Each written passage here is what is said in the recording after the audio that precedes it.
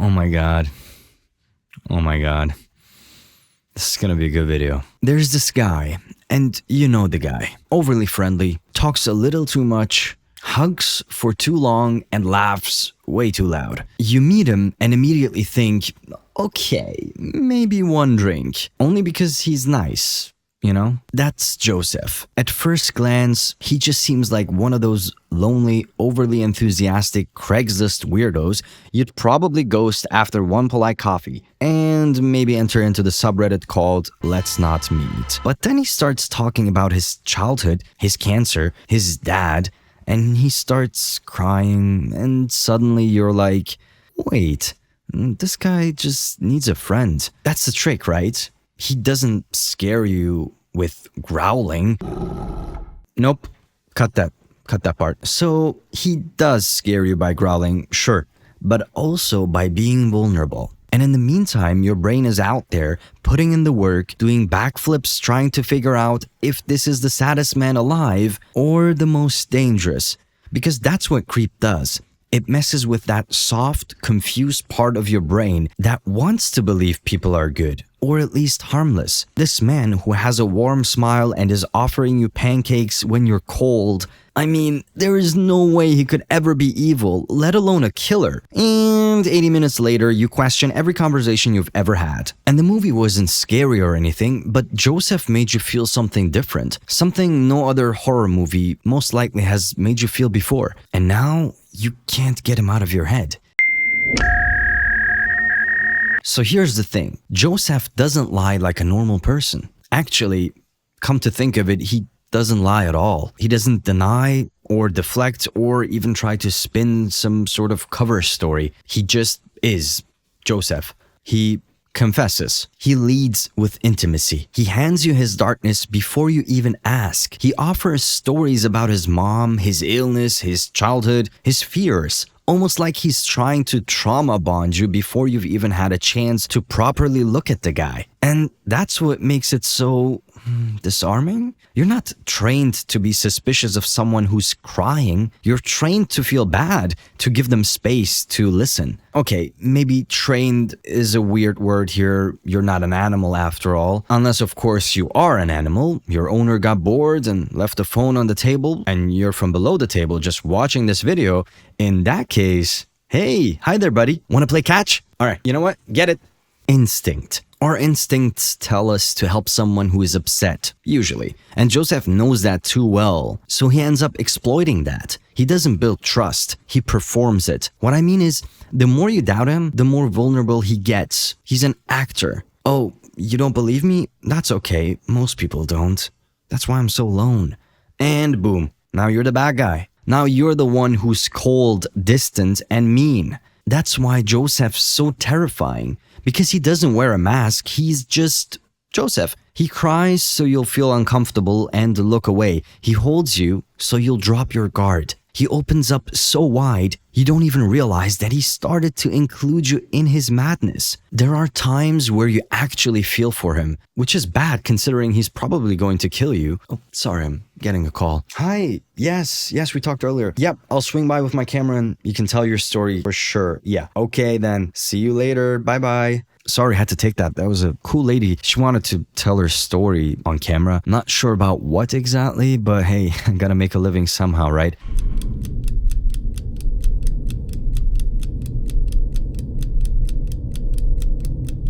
Sorry, I blanked for a second. Anyway, you trust him. You care about him. Even though you have this strange feeling inside of you that just something doesn't feel right. Joseph isn't trying to earn your faith. What he's trying to do is far more sinister. He's limit testing how far you'll trust him before it's too late.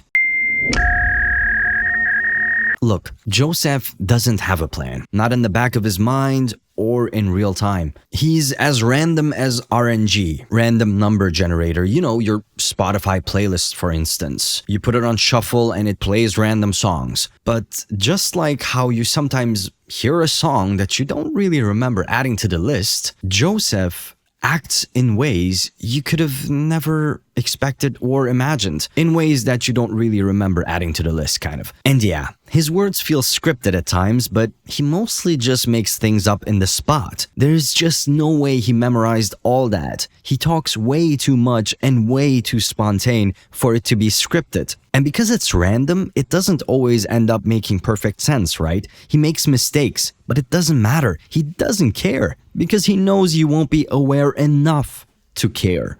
Also, the way he switches moods mid-sentence is kind of disturbing. Like for a moment he's giggling about wolves, the next he's suddenly super silent just watching you. He tells you a sincere story about his wife, and it's so hard to read the tone. Are you supposed to laugh? Or was this genuinely messed up? You see, that's exactly what he's going for. He keeps things messy so that you can't calculate what comes next. That's what gives him power. Because think about it, when someone's super unpredictable, your brain starts working overtime to decode them or understand them. What is he trying to say? Is he okay?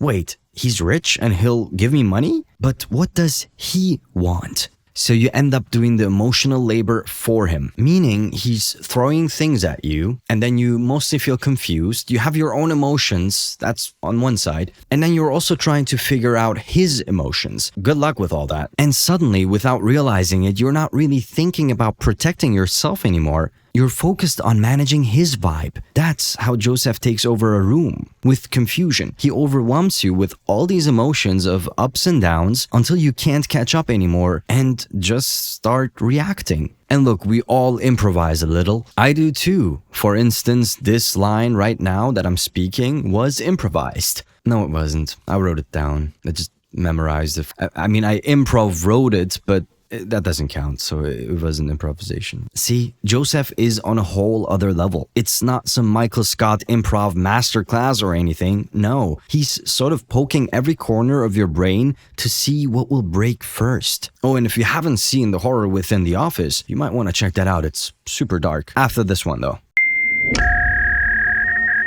Let's talk about water. Have you been drinking enough? The Creep movies sure have. Water is almost the main theme in these movies, and I doubt that Joseph is trying to win an award in cinematography. What water resembles in these movies is far worse than just water. I really think that it refers to the idea of cleansing. First, it's the bathtub. Then it's the creek, the so-called miracle water, right? With the heart-shaped rocks. By the way, thanks a lot, universe. Thanks for making it easy for Joseph to fool his victims. Good job. But these moments aren't just a simple bath or a hike. They're a reset button for him. He needs that to recalibrate. He washes off the awkwardness, the tension, maybe parts of himself that didn't quite land or he's not happy with. And then he comes back reborn. A new mask, new approach, and maybe even a new tone. Almost like, and this might sound a bit absurd, but like he's baptizing himself into the next character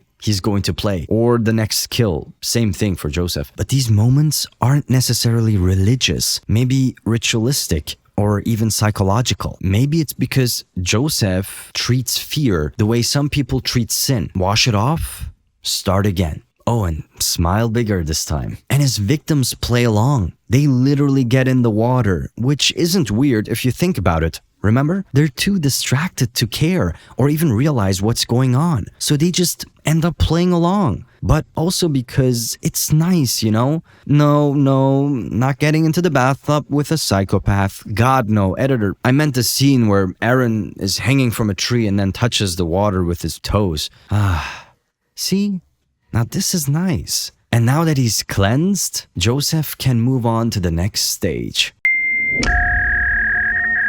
Okay, but seriously, why do they stay? I mean, this guy is clearly unwell, jump scaring you like he's one of those gimmick horror movies that have like jump scares every 5 seconds. He takes you to a restaurant, telling you before that the pancakes are the best, and then says, let's see what's good here. You'd think that one awkward and very disturbing wolf mask with door twerking moment would be enough to leave and never come back. But nope, they stay. And even when they manage to leave, to get away, they go back. And you're watching this like, what?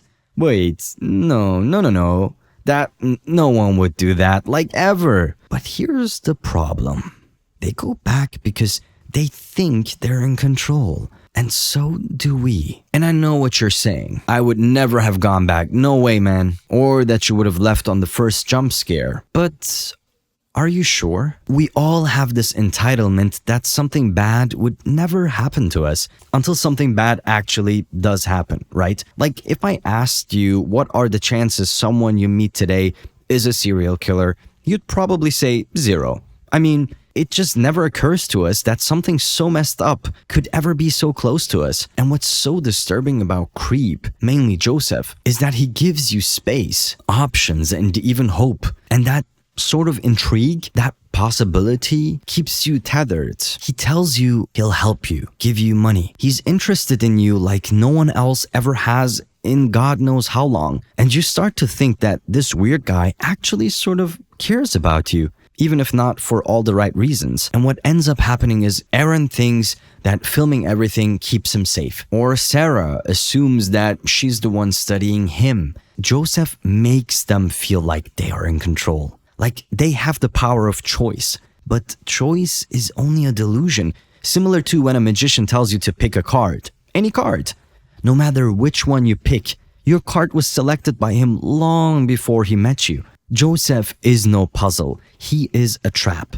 And the moment you try to solve him, it's already too late. And sure, you might tell yourself that you're smarter, that you would know better. But he doesn't need you to believe everything he says. He just needs you to hesitate, even if only for a second.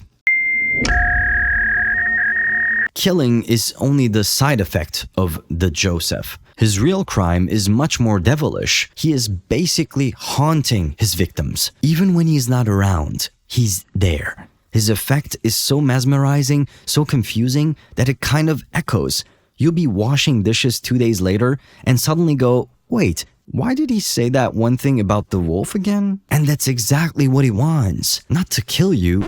I mean, yes, to kill you too. But more than that, the attention, to be seen, to be remembered. And if he can't be remembered through love, well, then he'll be remembered by fear. Think back to Aaron. Dude spends half the movie trying to make sense of Joseph, and the other half trying to shake him off. He dreams of Joseph, ends up changing his logs, all the while trying to convince himself that it's over, that he escaped. Joseph didn't just mess with his life, he infected it with Josephness or whatever. And a patient infected with the Joseph is a patient that is already dead. No, seriously. It's like this strange thing I read once called terminal lucidity, where someone's dying, right? They're terminally sick. And then they all of a sudden get energetic, hopeful, they seem more alert. But it's really short. It's like a short burst of energy and then suddenly they're gone, they pass. It's like this body's final push to pretend that everything's okay. But there's nothing left, so it's done. And that's sort of what Joseph does. The real illness is hope that maybe they'll make it out, that maybe he's not that bad. Hope of survival. One hug is all it takes for the infection to spread. Once you meet him, you're part of his story, whether you agree to it or not. And with Sarah, he infects her with more than just the Joseph. She willingly gets into the creepy old bathtub in the basement and massages him. Wait, what? Who does that? Sarah thinks she's doing it for the clicks. But in all honesty, she's getting played. And Joseph, as always, he gets the attention he seeks. The weirdest thing is that we can never truly know if he's lying or not. He seems different than the first movie, right? More open, vulnerable, lost his touch, his will to kill, and of course his will to live, because his will to kill is the same thing as his will to live. Either way, odds are the Joseph we see on camera is just another peach fuzz mask. Another fake act he does to convince himself that he's in pain. So he ends up looking like he is in fact in pain. Okay, so here's the idea. I remember years back, in order to be able to write in a very depressive manner and, to keep that sad tone alive in me, I convinced myself that I was in love with this girl that I'd never met. I just maybe saw her once in school. This imaginative pain, and to keep it alive, I wrote like several love letters to her, just for myself, not for her to see. But it kind of worked. When you keep telling yourself that you're broken, you do start to feel like you're broken. But what I'm really trying to get to is that Joseph doesn't need your consent. You already gave it to him the moment you started filming. And now he'll live rent-free in your SD card inside a file you labeled "Do Not Delete." And you couldn't bring yourself to delete it because just in case. So while Joseph is smirking in the corner somewhere behind me, he knows. He knows that you're about to click on that folder, open it, and watch that footage just to see what it was. Just to be sure that all those things that happened did in fact happen the way that you remember it happening. That's exactly what this virus, the Joseph, does. It makes him be impossible to forget. I don't think Joseph is the point of the movie. Nope, not gonna give him that satisfaction. Like, yeah, he's terrifying, but the deeper you look into these movies, the more you will realize something. We're not really watching someone do awful things. We're watching a person get pulled into the spiral of a madman.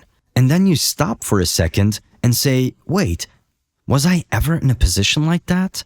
Okay, maybe you don't say it out loud. I did. I stopped the movie and I said it out loud. The person in the plane sitting next to me said, "Sorry, what did you say?" And I just stared at him with suspicious eyes. Can't trust anyone these days. But seriously, the craziest part in all this is you might not even know that you were in a position like that.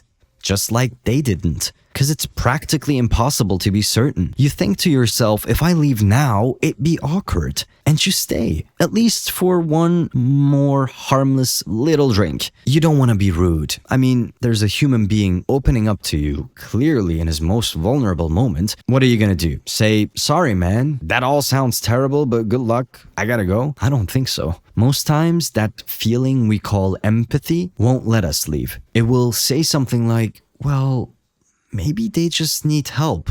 There was this really cool moment in BoJack Horseman, this animation, where Wanda, an owl, says something like, when you look at life through rose-colored glasses, all the red flags just look like normal flags. Think of empathy as those rose-colored glasses. And I get it, I really do. There's something human about wanting to give people the benefit of the doubt, even when something feels insanely off. And that's the idea this movie leaves you with. Maybe not a truck full of tree logs, but a weird and lonely guy who seems super sad. And just like how I know, ever since you saw Final Destination, that you very likely try to avoid those log trucks, those, with the tree logs in the back, you're probably gonna start avoiding people who are just a little too open and maybe sad in a way that you can't quite explain. But one thing's for sure, you're gonna be using very, very bright glasses, and it's not gonna be rose. It's gonna be whatever color shows the red flags most. What I'm trying to say is, even at the tiniest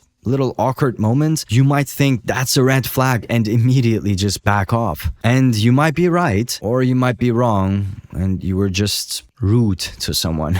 But hey, I guess it's better to be rude to someone than not to be alive the next day, so... And that's exactly the horror of Creep. That tiny moment of hesitation. The one you don't even notice until you hear the door lock behind you. You've just watched Horror Within Creep. Thank you so much.